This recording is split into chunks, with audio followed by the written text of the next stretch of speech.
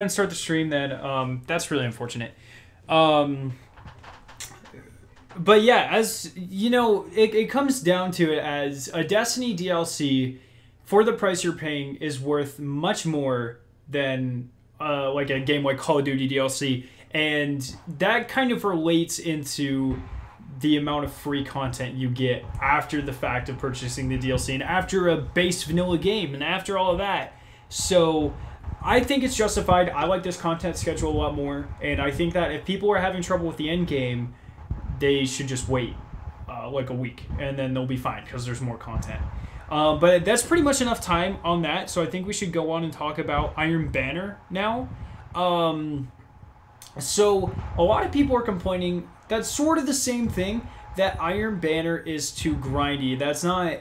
It's worse than the old Iron Banner, and the main argument is that it takes something like an average of 29 to 34 packages to get one full set of armor, and I think that's a good thing, because I think what people are missing, if right now everyone got every piece of armor, right, then there's no reason to come back next Iron Banner, or the Iron Banner after that.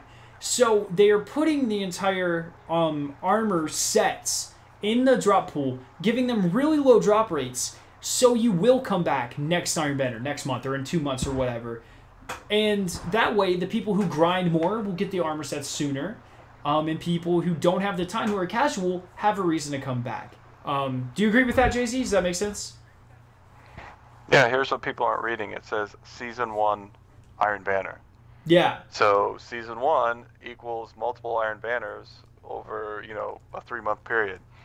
Like, that explains it for itself right there. Like, yeah, you shouldn't be getting everything if you're playing. So old Iron Banner was what? Maybe a 8-hour time commitment between 3 characters? 9-hour? Yeah. I'd say somewhere around the 6 or 8 hour mark. Yeah. It depends what year. So you put 9 hours into Iron Banner now, you're gonna get way more stuff compared to what you were getting then, or the last one. So like, people are just not understanding that. Do I necessarily like that we don't get Iron Banner drops end game? No, but we're still getting Crucible tokens. We're still getting Crucible drops.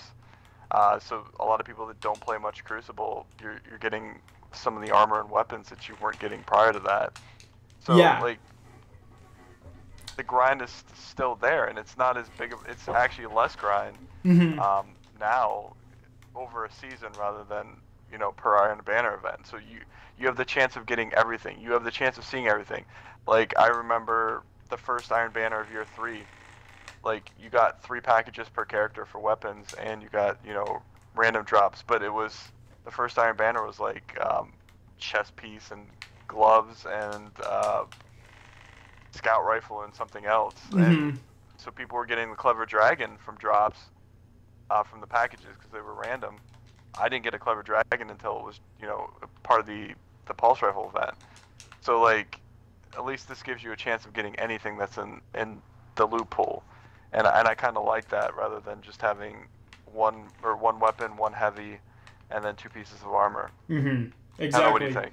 And I agree with that. I like that because my goal is to get 1 full armor set per Iron Banner. So right now I'm gonna get the Hunter, and then next time I'll focus on Titan and the Warlock, and if I have extra time I'll grind a little bit extra or whatever.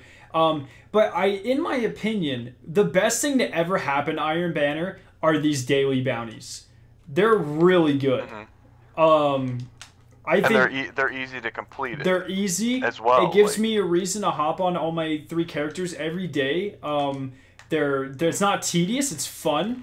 I've been having a lot of fun in Iron Banner. The free map that we got was awesome too. I was not a fan of Shores of Time in Destiny 1. It was super imbalanced, and it's really good. Now, that's not to say that it's been problem free. Emperor's Respite is the most horrendously balanced map ever in the history of a first-person shooter. This is my problem with it's the same thing with Shores of Time in Destiny 1. One spawn has a complete advantage and completely choke points out the other spawn. And they fixed that in one map that they brought back, and then they completely decimated another one for no reason. Like, I feel like any basic playtester could see that it was super imbalanced and that it was not a good fit for control. And yet they still did it. Like, that makes zero sense to me. So I'm really hoping they address and fix that as soon as possible. Yeah, maybe. I think because there's really not many maps. Like, that's the one problem right now is there's a handful of them, and then like, so you have to create game modes out of them, which I thought originally they said they weren't going to do stuff like that, but I guess that changed. Yeah. Yeah, that was originally, remember, they specifically built each map for each game mode. And it seems like they did until Emperor's Respite, and they're like, yeah, go ahead and throw it in there. Let a random number generator decide where to put the points. We'll be fine. And then it created the most terrible map for control ever in the existence of anything. It's pretty bad. But I think Ross in chat hits it pretty much on the head. He says, I don't necessarily think Iron Banner failed. Only the weapons are just reskins, which is disappointing, but the armor is super nice and the grind is still there. I just think that if the weapons were more unique, people wouldn't complain as much. And it's not only that they're reskins, it's that most of them, with the exception of the pulse rifle, I'd say, they're really just not good. Most of the weapons are pretty bad or pretty meh. And that's the thing, like, Iron Banner weapons haven't been a reskin since, like, year 1, right? I mean, even year 2 weapons had, like, extra stuff on them, like Nerwin's Mercy and stuff. I guess those were technically reskins. But, you know, when coming off of Iron Banner, where the weapons are their complete unique own thing, making such an amazing armor set for each class, and then just reskinning weapons like the Better Devils or whatever, that seems off to me. I wonder if they ran out of time, if they didn't think it was a big deal. I don't know. I'm interested to hear their perspective. I would much rather have unique armor than unique weapons, especially because, you know, what are the chances of those weapons being, like, competitive, I guess? Like, the Iron Banner sidearm's not going to compete with the Last Hope. So I don't really care about it that much. I want it for my collection. I want it because it looks cool. But I don't really necessarily care that much. But the thing with armor is, you know, you're always displaying armor. I want the coolest looking armor. I want as many different looks.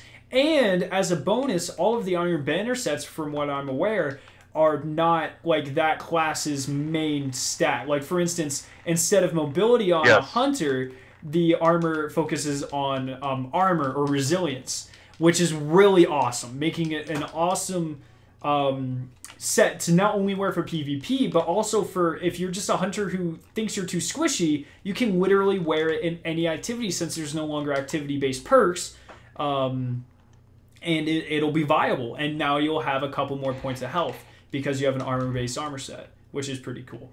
So I like what they did. I think Ross hit it on the nose there. I think if the weapons were more unique, people wouldn't complain as much. I personally like the token system a lot. I see the arguments against it, but my main thing with the token system is I like it because instead of splitting up my rewards per all 3 characters, I can go do work on my Titan, go do work on my Warlock, go over to my Hunter, and then just turn them all in and get as much loot for my Hunter as I can. And so I did the same thing with the raids, so I can focus on one character instead of kind of building 3 armor sets at once. So I really like that quite a bit for every faction. That's not only for Iron Banner. And, you know, I don't really mind the token system. Either way, you're getting loot, right? So, meh. Yeah. Well, and I think they did a better... So, what's really weird with the reskins is they reskinned one class type of weapons, the Vanguard ones, for all of them. Oh, really? I haven't noticed that. Yeah, because so the pulse rifle is the same as the pulse rifle. It's got to be different because the fusion rifle is not the same. I don't believe. I can check here in a sec. I don't think it's the main ingredient. I know the pulse and scout are the same. The hand cannon is like the Better Devils. Yeah, Better Devils. But I also, one sec, I believe I have the Iron Banner. Which I don't think Vanguard has a primary kinetic pulse rifle, or not pulse rifle, hand cannon, sorry. Oh, fair. Because they have a secondary one, or they have a special. Yeah. I'm trying to think what else. The scout rifle looks like the Nameless Midnight. Yeah, the fusion rifle's different, and I think the Vanguard sidearm is the Last Dance, which is the Amalon, if I'm not mistaken. I could. Oh yeah, it is Amalon. So yeah. The sidearm. I don't know about the grenade launcher either. I don't know if that's. Yeah, who cares? Grenade launchers are dumb. Yeah. But I mean, most of the primary weapons that are good are like Nameless Midnight clone, whatever the auto rifle is. Both the auto rifle, the pulse rifle, and the scout rifle are all Vanguards reskin, but they look nicer in my opinion. I like because the color, especially when you put a shader on them. I don't like the Vanguard V on the side of weapons. So, but yeah, they're all the main weapons that you're going to probably be using are Vanguard reskins, but yeah, it doesn't bother me because I think that they look really cool. Like, especially those three that I just said, they look nice. Because I wasn't a huge fan of the Year 3 Iron Banner weapon look, like the copper look and some of the weird stuff. The pipes, they look like weapons straight from Fallout. Yeah. Exactly. I'd rather have an aesthetically pleasing weapon because I like playing with it better if I like the look of it, because I just wasn't a big fan of a lot of the looks of the Iron Banner weapons of Year 3, so I'm okay with it as long as they look nice. Yeah, and I think you're with me that you would rather a nice looking armor set than weapons. Oh yeah, definitely. I mean, I want my weapons to look nice. Set, period. But like I said, there's a very low chance that any of the Iron Banner weapons are going to make it into my main thing. Although the pulse rifle most certainly did make it into my main thing, because once pulse rifles get buffed, I'm telling you guys, everyone listening right now, top tier easily. It'll be gorgeous. Oh yeah. This thing is mad. So pretty excited for that. The auto rifle, because I use the Monononaut a lot, so the auto rifle will be my PvP like trials. Actually, I might use the pulse. I don't know. That might actually happen. Yeah. I don't. We'll see. But yeah, I mean that's pretty much the rest of the discussion that I wanted to have with Iron Banner. I did want to make sure to come back and touch on that. I just think that people are missing that. You know, if this was a one-time thing and that the armor set changed every time, I would be pretty pissed off if I had to do 30 packages. But it's not. They're giving you as much loot that's in there, and you can choose to grind as much as you want or as much as you don't want to. But you have the entire season, which may or may not be a half a year or a full year. We find out, I think this week, it might be next week, how long a season is. And then the rewards will switch up. So you have the entire season to grind for it every time Iron Banner comes out. And I personally like this system a lot. You're not going to please everyone. Different people like different things. But I like this one quite a bit. So I've been liking it. I'm guessing season's going to be 3 months, just like a normal season is throughout the year. Maybe. Well, maybe. That's a very big possibility. Just real quick, Danger Zone in chat. This is a good one. He says he thinks that the reason none of the gear stands out is because of guns like Fatebringer, Gallowhorn Vision, and all these power weapons from Destiny 1.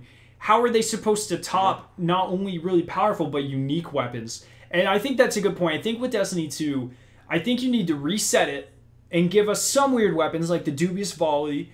And then I think they need to build up and get weirder and weirder and more powerful, so it kind of feels like a new journey. You know, in Destiny 1, you were kind of handed the Gallowhorn, sort of, not really. I mean, there's a big difference. Yeah, that's not what I meant. But like in vanilla, you had access to the Gallowhorn, you had a chance at it.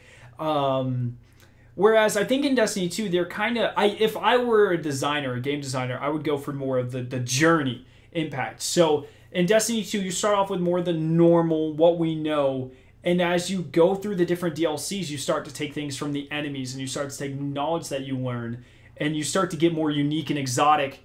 That's a weird term to use, but different weapons. And I think things sort of like how most of the armor sets in Destiny 1, raid or not, were pretty normal. And then we get to the Age of Triumph, and boom, we have like super weird, strange, amazing, glowing armor sets.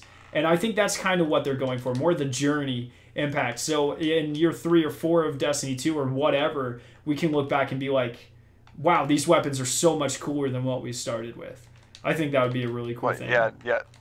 They're definitely taking the opposite approach than they did with Destiny 1, where they're ramping up probably the power of your weapons over time rather than give you have like the Vision, the Fatebringer, the Galahorn, all those weapons. Like those are the most iconic Destiny weapons, and they were year 1 weapons. Yeah. Like, and that's I couldn't. Go ahead. Go ahead. Okay, well, I kind of get why they did it. Those are the main. Yeah. So I get why they did it, because with Destiny 1, you know, it's a brand new franchise. They have to make an impression. They have to make a strong impact.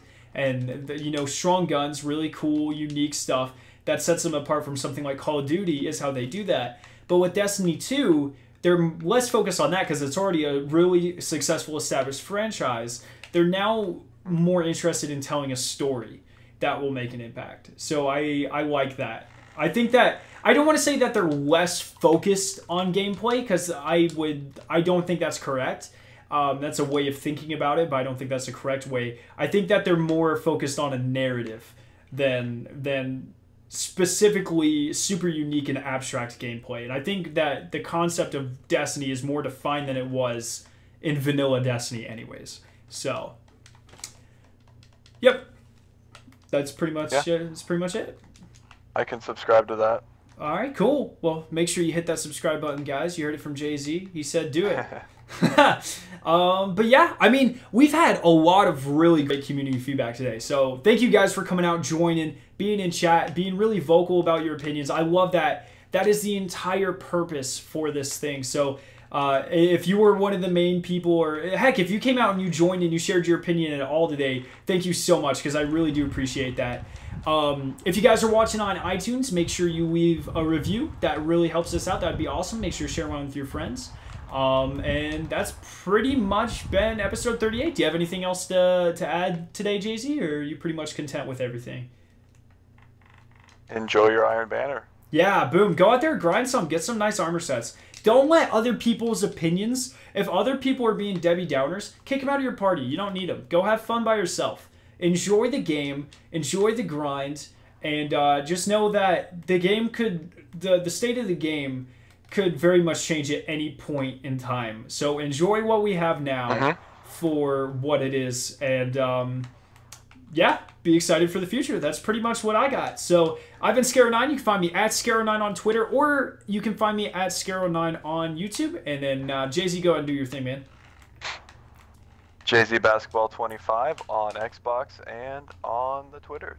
Boom, there we go. So, like I said, if you leave a review on iTunes, it helps us out a bunch. If you're catching the latter recording of this on YouTube, you know, when it's already uploaded and archived and all that, go ahead and let me know about all of your feelings down in the comment section below. As always, we are super interested, and if we get any crazy, really good opinions that we didn't hit on, we'll go ahead and shine some light on them next episode.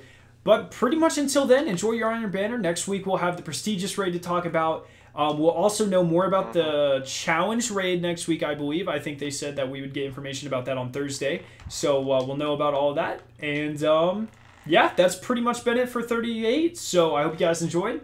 And we'll see you next week. Peace.